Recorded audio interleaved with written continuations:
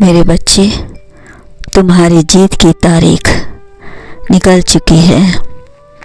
इसमें कोई आश्चर्य नहीं कि तुम मेहनत करोगे और फल पाओगे। मेरे बच्चे, इस वक्त तुम्हें अपना काम बोझ लग रहा है क्योंकि तुम ऐसा सोच रहे हो।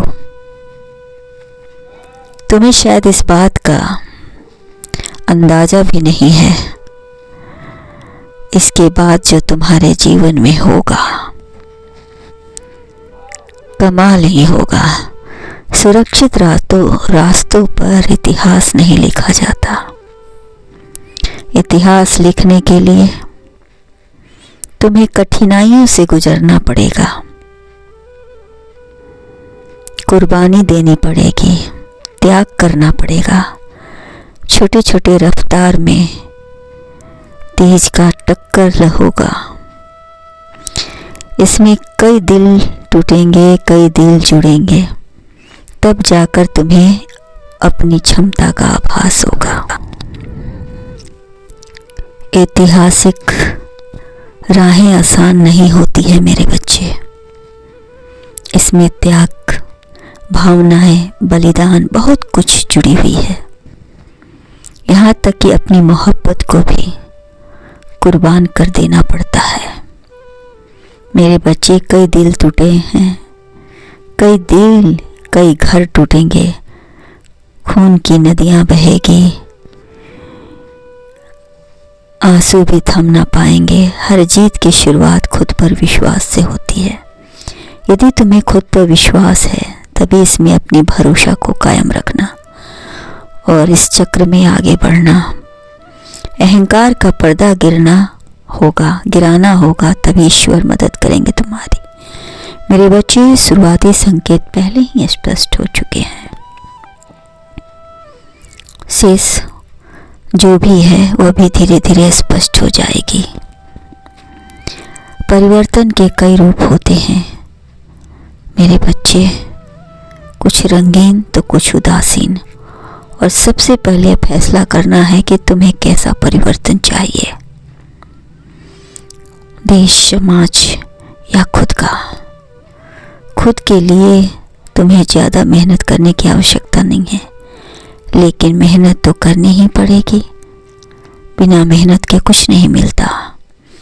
कुछ लोगों को अभिमान होता है अपने काम पर, और ईश्वर चाहते हैं कि उसके भक्त का अभिमान नष्ट हो और वह कोमल बने। सो तुमने भी अभिमान किया है तो मत करो। तुम्हारे और परमात्मा के बीच अहंकार का पर्दा है, दिखता नहीं है और ना ही हम ईश्वर को देखने देता है। इसलिए अहंकार के पर्दे को गिरा दो। बस इसे गिराने में हमारी मदद करनी चाहिए तो ईश्वर मदद करते हैं। ईश्वर हमको अकेले नहीं छोड़ते हैं, बस वह कहते हैं तू जागरूक होकर मेरा भरोसा कर। तेरे अभिमान को गिराने में मैं मदद करूंगा। अहंकार गिरा दे तो ईश्वर हमारे बीच खड़ा है, वह मुझे दिखने लगेंगे। जब तक अहंकार का चश्मा आंखों पर चढ़ा रहेगा तब तक मेरे बच्चे स्पष्ट कुछ नहीं देख पाएगा। इसलिए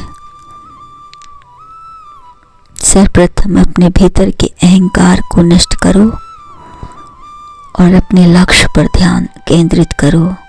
खुद पर भरोसा रखो और अच्छे लोगों की संगति में रहो। वहीं से तुम्हारी दिशा और दशा दोनों सुधर जाएगी, क्योंकि अच्छे लोगों की संगति से ही गुण आते हैं और अभिमान का धीरे धीरे नष्ट होता है और ज्ञान के सागर में तुम डूबते चले जाते हो और तुम्हारे भीतर ज्ञान का प्रकाश प्रज्वलित होता है। मेरे बच्चे, परिवर्तन समाज का नियम है, संसार का नियम है और जीवन का भी नियम है। परिवर्तन तो हमारे भोजन में भी होता है। एक ही भोजन कर कर के मन असंतुष्ट रहता है, इसलिए एक ही भोजन से हमारे जीवा का स्वाद भी खराब होता है। तो हमारी जीवा भी नए स्वाद चाहती है, उसी तरह जीवन भी नया कुछ चाहती है।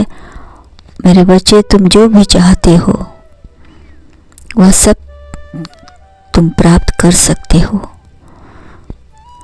मेरे बच्चे, आज के इस युग में लोगों को परिवर्तन के साथ चटपटी मसाले भी चाहिए, मनोरंजन का साधन भी चाहिए, जिससे उनका मनोरंजन हो सके और साथ में कुछ ज्ञान भी प्राप्त हो सके। वैसे तो जिंदगी परिवर्तन से बनी है, भरी पड़ी है। कुछ रास्ता दिखाएंगे तो कुछ सबक सिखा कर चले जाएंगे।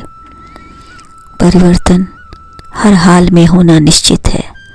मेरे बच्चे, आम के पेड़ पर पत्ते झड़ जाते हैं और नए पत्ते उग जाते, फल पककर गिर जाते हैं। फिर भी आम के पेड़ की कीमत कम नहीं होती, उसी तरह ज्ञान की भी कीमत कम नहीं होती। आम के पेड़ जड़ से लेकर तने तक, पेट, फूल, फल सब गुणकारी होते हैं और सब परिवर्तनशील हैं। मौसम खत्म होते हैं, उनमें परिवर्तन आ जाता है। ठीक उसी प्रकार फूल में भी प्रत्येक मौसम में परिवर्तन होता है।